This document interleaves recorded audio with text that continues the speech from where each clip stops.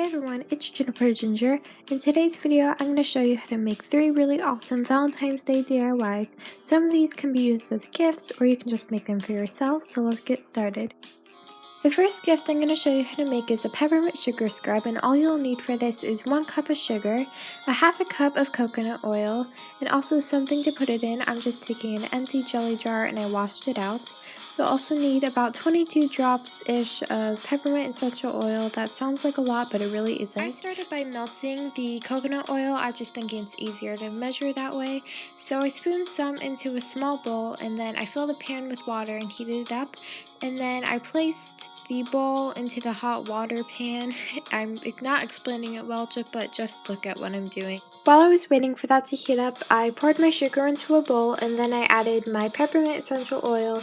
And if you don't like peppermint, don't worry, I'll have some essential oil blends in the description to see if you like those better. Then you can mix everything up. And then I just spooned all of that into my jelly jar or mason jar or whatever you're using, and then that's pretty much all you have to do. And then I added a tag to it and I wrote just homemade sugar scrub on it, but you can add song lyrics or whatever you want to a tag, or you can tie a bow on. Basically anything you want to do, you could.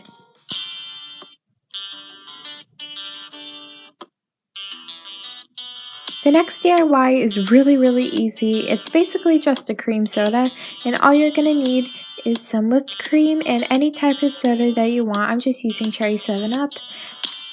Maraschino cherries are optional. I just like to add them on top. This is really easy. All I'm doing is pouring soda into a cup, and make sure you don't fill it all the way because I did and it overflowed like crazy after. Now you can add however much whipped cream you want on top. It really doesn't matter, you can do as much as you want.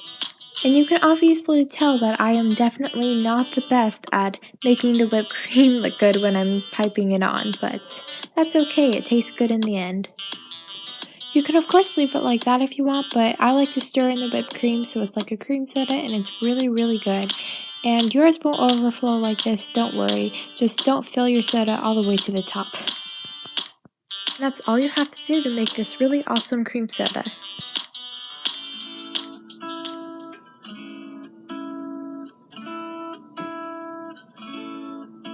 Next, I'm going to show you how to make Cool Whip cookies, and these sound and look really weird, but they taste amazing, and all you're going to need for this is about a cup of Cool Whip or a package of Cool Whip. Next, you'll need some powdered sugar, and there's really no specific amount for this. I just dumped a bag on the plate.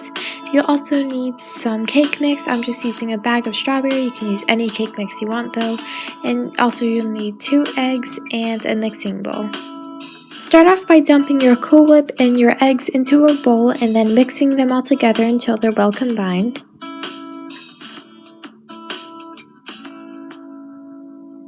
Then when they're all mixed together, you can add in your box of cake mix, and like I said, you can use any cake mix you want. You can use red velvet, lemon, orange, whatever you want to use, and it will taste great.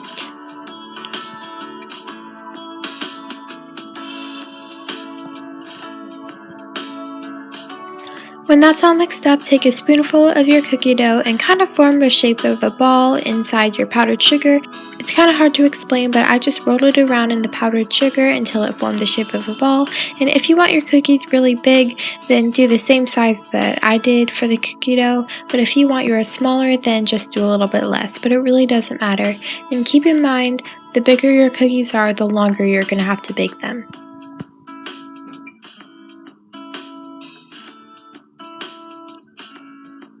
So when I was done with that, I sprayed a cookie sheet with foil with some nonstick cooking spray, and then I placed half of my cookies on a cookie sheet in 4 rows of 3.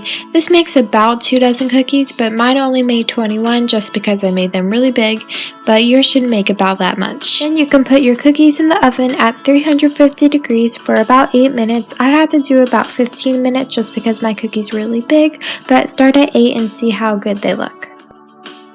Then you have these amazing Cool Whip cookies. I really hope you enjoyed this video. If you did, then comment down below telling me which DIY was your favorite, and if you like my videos, then subscribe to my channel to get notified every single time I post a video. Thanks for watching, and I will see you in the next video.